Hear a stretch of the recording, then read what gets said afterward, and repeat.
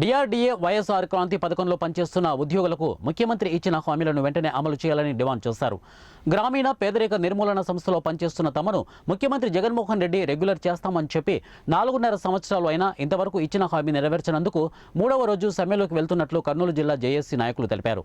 23 సంవత్సరాల నుంచి పనిచేస్తున్న తమను రెగ్యులర్ చేయలేదని వారు ఆవేదన వ్యక్తం చేశారు. తెలంగాణ రాష్ట్రంలో సెర్పు ఉద్యోగులకు ఇచ్చిన విధంగా పే స్కేల్ ఇవ్వాలని వారు డిమాండ్ చేశారు. ఈ పేదరిక నిర్మూలన సంస్థలో సెర్పులో మేము గత 23 సంవత్సరాల నుంచి మేము పనిచేస్తున్నాం.